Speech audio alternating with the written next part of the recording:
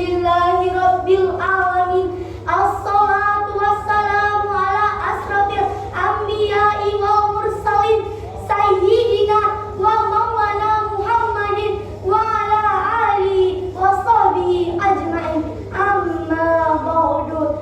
Yang terhormat para dewan hakim yang arif dan bijaksana, bertintakan kejujuran, berbukukan keadilan, bermahkotakan kasih sayang, dan teman-teman pemuda harapan bangsa yang kami banggakan. Seorang pakar reformasi Indonesia mengatakan, umat Islam saat ini, terutama Indonesia, adalah umat yang tertinggal, terbodoh, dan terbelakang jika dibandingkan dengan umat Islam lainnya. Hadirin, kita perhatikan data berikut. Sumber daya alam di Indonesia yang subur makmur kini 80% dikuasai dan dieksploitasi oleh bangsa lain.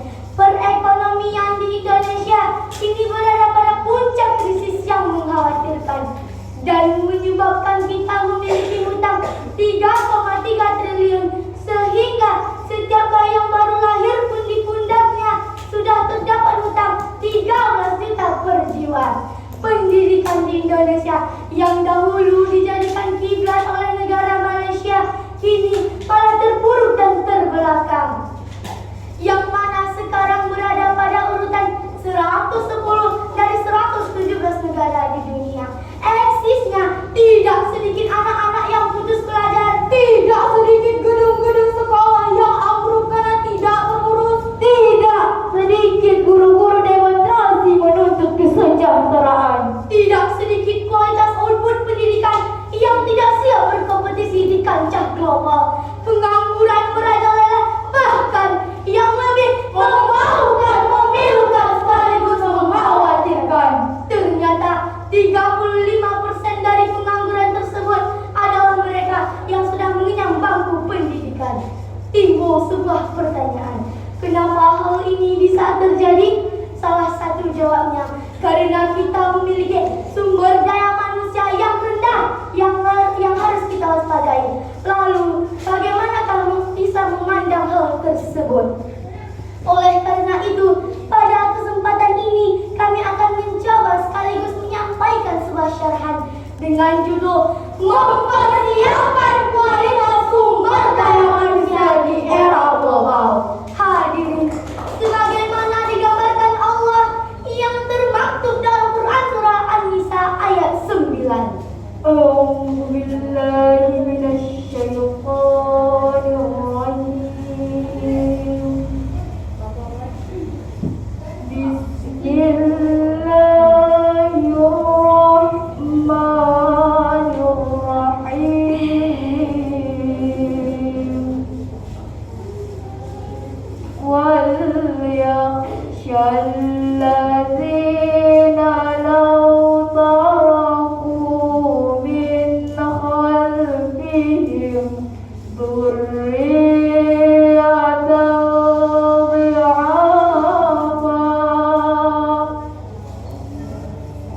من خلفهم ذرية ضعافا خافوا عليهم فليتقوا الله وليقولوا قولا سديدا.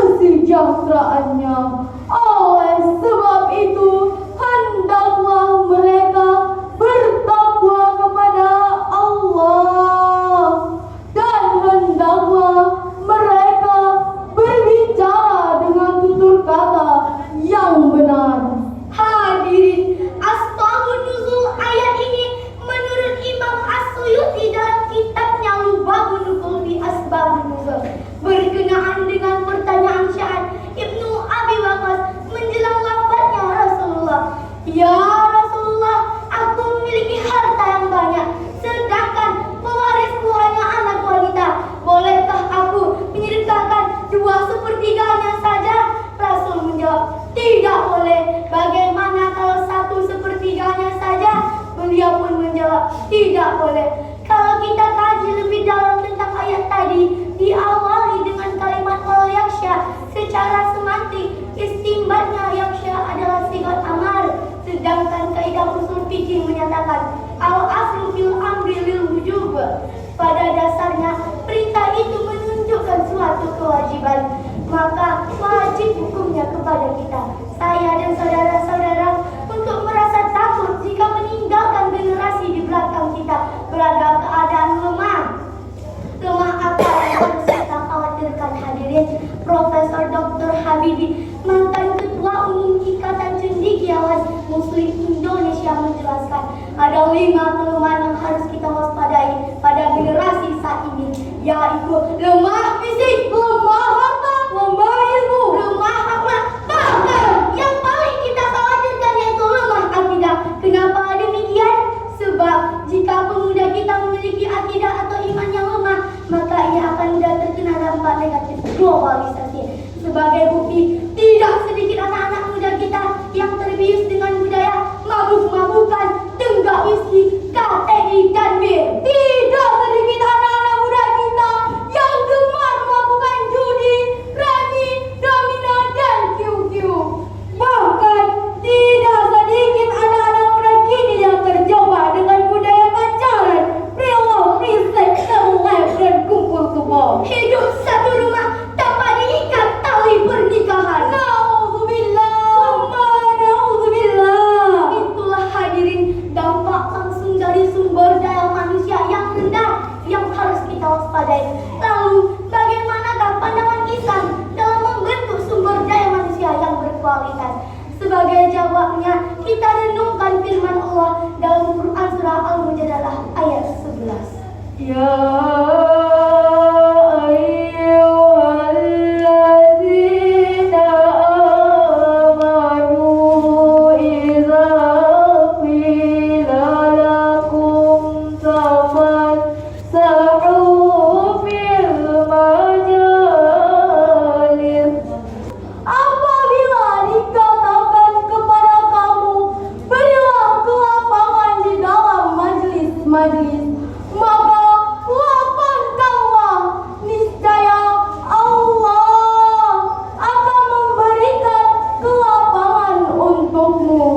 dan apabila dikatakan berdirilah. Hadirin, dari uraian tadi dapat disimpulkan untuk membangun bangsa ini diperlukan sumber daya manusia yang berkualitas, ditandai iman yang kuat, ilmu yang mantap. Untuk itu diperlukan partisipasi kita semua sesuai profesi masing-masing. Kiranya hanya ini yang dapat kami sampaikan. Kesalahan dan kehilapan mohon dimaafkan.